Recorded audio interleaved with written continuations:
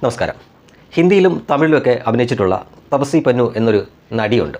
ഇപ്പോൾ വലിയ റോളൊന്നുമില്ല, സിനിമയൊന്നുമില്ല, ഏതാണ്ട് ഫീൽഡ് ഔട്ടാണ് എന്ന് തന്നെ പറയാം. ഈ തപസി പന്നു, അതുപോലെ തന്നെ നടൻ പ്രകാശ് രാജ്, നടനും സംവിധായകനുമൊക്കെയായ അനുരാഗ് കശ്യപ്, ഇവരൊക്കെ ഒരു സഹൃദ വലയത്തിൽപ്പെട്ടവരാണെന്നും ഒരു പ്രഖ്യാപിത മോദി വിരുദ്ധരാണ് എന്ന് ഒരുമാതിരിപ്പെട്ടവർക്കൊക്കെ അറിയാവുന്ന ഒരു കാര്യമാണ്. ഇപ്പോൾ പ്രത്യേകിച്ച് സിനിമയൊന്നും ഇല്ലാത്തതിനാൽ ഈ ടെലിവിഷൻ പ്രോഗ്രാമും മറ്റു പരിപാടികളൊക്കെ ആയിട്ട് കാലം കഴിച്ചു പോകുന്ന ഒരാളാണ് ഈ തപസി പന്നു എന്ന് പറഞ്ഞ ഈ പഴയകാല നടി. ഒരുപാട് പഴയതൊന്നുമല്ല, പക്ഷേ ഇപ്പോൾ സിനിമയൊന്നുമില്ല. കഴിഞ്ഞ ദിവസം ഒരു ടെലിവിഷൻ പരിപാടിയിൽ, രാഷ്ട്രീയമായിട്ട് ബന്ധപ്പെട്ട പരിപാടിയൊന്നുമല്ല, പക്ഷേ ഇത് സ്ക്രിപ്റ്റഡ് പരിപാടിയാണ്. അതിനാൽ തന്നെ അവിടെ ഈ സ്ത്രീയോട്, ഈ നടിയോട് ഒരു ചോദ്യം വരുന്നു: നരേന്ദ്രമോദിയാണോ അതോ രാഹുൽ ഗാന്ധിനെയാണോ ഇഷ്ടമെന്ന്. അപ്പോൾ സ്വാഭാവികമായിട്ടും എല്ലാവർക്കും അറിയാവുന്ന കാര്യമാണ്, ഇവർ ഒരു പ്രഖ്യാപിത മോദി വിരുദ്ധയാണ്. അപ്പോൾ സ്വാഭാവികമായിട്ടും ഇവർ രാഹുൽ ഗാന്ധിനെ തൊട്ട് കാണിക്കുമെന്നാണ് എല്ലാവരും വിചാരിച്ചത്. എന്നാൽ ഇവർ നേരെ പോയി മോദിയാണ് തൊട്ട് കാണിക്കുന്നത്. മോദിയാണ് ഇഷ്ടമെന്ന് പറഞ്ഞതിന് ശേഷം അവർ പറയുന്നു, ഇങ്ങനെ പറഞ്ഞില്ല എങ്കിൽ എനിക്കിവിടെ ജീവിക്കാനാവില്ല എന്ന് പറയുന്നു. ഇതവർ മോദി പ്രധാനമന്ത്രിയായി തുടങ്ങിയ ആ സമയത്ത് പ്രയോഗിച്ച് തേഞ്ഞു പോയ ഒരു പഴയ തന്ത്രമാണ്. അവർ വീണ്ടും അത് തുടക്കമിട്ടിരിക്കുന്നു എന്ന് വേണം ഇതിൽ നിന്ന് മനസ്സിലാക്കാൻ. ഇവർ തെറ്റിദ്ധരിപ്പിക്കാൻ നോക്കുകയാണ്. അതായത്, എനിക്ക് രാഹുൽ ഗാന്ധിനെയാണ് ഇഷ്ടമെന്ന് പറഞ്ഞു കഴിഞ്ഞാൽ പിന്നെ എനിക്കിവിടെ ജീവിക്കാൻ പറ്റില്ല എന്നാണ് അവർ പറഞ്ഞു വെച്ചത്. അതുകൊണ്ട് ഭയന്നിട്ട് ഞാൻ മോദിയെയാണ് ഇഷ്ടം എന്ന് പറഞ്ഞു എന്നാണ് ഇവർ പറയുന്നത്.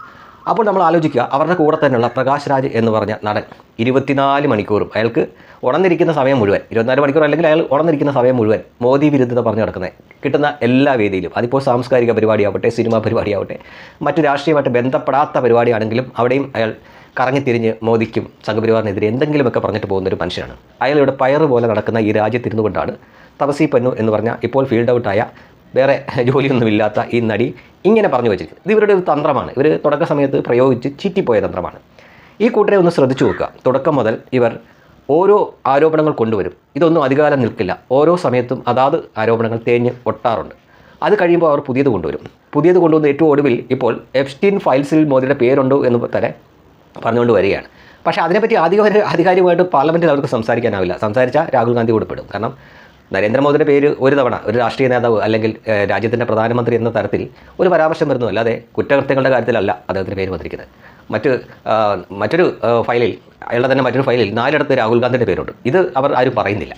ഇന്നിപ്പോൾ സോഷ്യൽ മീഡിയ ഉള്ളതിനാൽ ഈ സാധനങ്ങളെല്ലാം എല്ലാവർക്കും ലഭ്യമാണ്. മാത്രമല്ല, പല രീതിയിലുള്ള ആരോപണം ഉന്നയിച്ചിട്ടും ഈ മനുഷ്യനൊന്നും പറ്റുന്നില്ല എന്ന് കണ്ടപ്പോൾ വ്യക്തിഹത്യ ചെയ്യാൻ വേണ്ടി അവർ മുതിർന്നിരിക്കുകയാണ്. അപ്പോൾ ഒരാൾ പോലും, അതായത് അന്ധമായ രാഷ്ട്രീയമില്ലാത്ത ഒരു വ്യക്തി പോലും വിശ്വസിക്കാത്ത തരത്തിൽ സ്ത്രീകളെ കൂടെ കൂട്ടിക്കെട്ടി നരേന്ദ്രമോദിനെ ഇകഴ്ത്താൻ വേണ്ടിയിട്ടാണ് അവർ ശ്രമിച്ചുകൊണ്ടിരിക്കുന്നത് എന്ന് ഓർത്ത് നോക്കുക. നമ്മുടെ ഇവിടെയൊക്കെ ഈ ഡേറ്റിംഗ് എന്നും ലിവിങ് റിലേഷൻഷിപ്പ് എന്നൊക്കെ നമ്മളൊക്കെ കേട്ട് തുടങ്ങുന്നതിന് മുമ്പ് തന്നെ ആ സംഭവം ഇവിടെ നടപ്പിലാക്കിയ ആളാണ് രാഹുൽ ഗാന്ധി. എന്തിനാ, നമ്മുടെ കുമരകത്ത് പോലും കൊളംബിയൻ ഗേൾഫ്രണ്ടുമായിട്ട് വന്ന്, അത് SPG സുരക്ഷയെ വന്ന് ഹോട്ടലിൽ, ആഡംബര ഹോട്ടലിൽ വന്ന് താമസിച്ചിട്ട് പോയ വ്യക്തിയാണ്. 10-15 വർഷത്തിന് മുമ്പത്തെ കാര്യമാണ് ഞാൻ പറയുന്നത്. അന്ന് ഇവിടെ ഈ പറയുന്ന പോലെ, ഇന്ന് കാണുന്ന പോലെ ഈ എന്താ പറയുക, ഈ ലിവിങ് റിലേഷൻഷിപ്പോ ഡേറ്റിങ്ങോ ഒന്നും അന്നില്ലായിരുന്നു. അതായത് ഇന്നിപ്പോൾ നമുക്കറിയാം, വാലന്റൈൻസ് ഡേക്കും മറ്റുമൊക്കെ ഒരു സാധാരണ കാര്യമാണ്. പക്ഷേ ഇതൊക്കെ നമ്മൾ കേട്ട് പരിചിതമാവുന്നതിന് മുമ്പ് തന്നെ ഈ സംഗതി ഇവിടെ നടപ്പിലാക്കിയ വ്യക്തിയാണ് രാഹുൽ ഗാന്ധി. രാഹുൽ ഗാന്ധി ഇന്ത്യയിലുള്ളപ്പോൾ തന്നെ ചില ദിവസം ഇയാൾ എവിടെയാണ് എന്ന് മാധ്യമങ്ങൾക്ക് പോലും അറിയില്ല, അയാളുടെ പാർട്ടിക്കാർക്ക് പോലും അറിയില്ല. അയാൾ വിദേശത്തേക്ക് പോയി കഴിഞ്ഞാൽ, അയാൾ എന്തെങ്കിലും പരിപാടിയിൽ പങ്കെടുക്കുന്നുണ്ടെങ്കിൽ മാത്രമേ ഇയാൾ എവിടെയാണ് എന്നത് KC വേണുഗോപാലിന് പോലും അറിവുണ്ടാവും. അല്ലെങ്കിൽ ഇയാൾ എവിടെ പോകുന്നു, എന്ത് ചെയ്യുന്നു, ഇതിനെപ്പറ്റിയൊന്നും ആർക്കും അറിയില്ല. എന്നാൽ നരേന്ദ്രമോദിയെ നോക്കുക, അദ്ദേഹം ഉറങ്ങുന്ന സമയം ഒഴിച്ച് മുഴുവൻ സമയവും ക്യാമറകൾക്ക് മുന്നിലാണ് അയാൾ ജീവിക്കുന്നത്. തീർച്ചയായിട്ടും അത് ഓഫീസിലാവട്ടെ, ഇനി വിമാനത്തിലായിരിക്കുന്ന സമയത്ത് പോലും ക്യാമറയ്ക്ക് മുന്നിലാണ് അദ്ദേഹം ജീവിക്കുന്നത്. അദ്ദേഹം വിദേശത്ത് പോകുമ്പോൾ ചെന്നിറങ്ങുന്ന സമയം മുതൽ ആരെ കാണുന്നു, ഏതൊക്കെ സമ്മേളനത്തിൽ പങ്കെടുക്കുന്നു, ഏതൊക്കെ വ്യക്തികളെ കാണുന്നു, ഇതെല്ലാം റെക്കോർഡാണ്. ഇതെല്ലാം, അതായത് ഒരു മിനിറ്റ് പോലും മിസ്സാവാതെ ഇതെല്ലാം മാധ്യമങ്ങൾക്ക് മുമ്പിലുണ്ട്, പൊതുസമൂഹത്തിന് മുമ്പിലുണ്ട്. ഒരു രഹസ്യവുമില്ല ആ മനുഷ്യനും. എന്നാൽ പ്രതിപക്ഷ നേതാവ് എന്ന ഭാരിച്ച ഉത്തരവാദിത്തത്തിൽ ഇരിക്കുന്ന ഒരു വ്യക്തി ഇവിടെ അവരുടെ കുടുംബപരമായിട്ടുള്ള കാരണങ്ങൾ കൊണ്ട് തന്നെ ഇവിടെ SPG സുരക്ഷയും മറ്റും കൊടുത്തിട്ടുണ്ട്. എന്നിട്ട് പോലും ആ സുരക്ഷാ ഏജൻസികളെ അല്ലെങ്കിൽ സുരക്ഷാ ഉദ്യോഗസ്ഥരെ പോലും അറിയിക്കാതെ ഇയാൾ മുങ്ങാറുണ്ട്. അത് നേരത്തെ തൊട്ടേ അങ്ങനെയാണ്. കടുത്ത സുരക്ഷ ഉള്ള സമയത്ത് പോലും അതിനിടയ്ക്ക് പ്രേമിക്കാൻ സമയം കണ്ടെത്തിയ ആളാണ് സഹോദരി പോലും. അതിനൊന്നും ഒരു തെറ്റ് പറയാനില്ല. അപ്പോൾ പണ്ട് തൊട്ടേ ഈ സുരക്ഷാ ഏജൻസികളുടെ കണ്ണ് വെട്ടിക്കാൻ ഇവർ മിടുക്കരാണ്.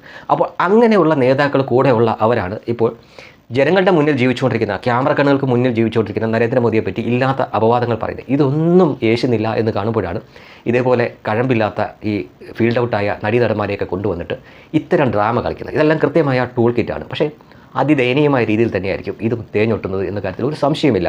സ്വാഭാവികമായിട്ടും ആരാണെങ്കിലും ചോദിച്ചു പോകും, പ്രകാശ് രാജ് ഇവിടെ പയറ് പോലെ നടക്കുന്നു. മാത്രമല്ല, മോദിയുടെ പിതാവിൻ്റെ പിതാവിനും ഒക്കെ വിളിക്കുന്ന പോസ്റ്ററുകൾ കേരളത്തിലടക്കം നമ്മൾ നിരവധി കണ്ടിട്ടുണ്ട്.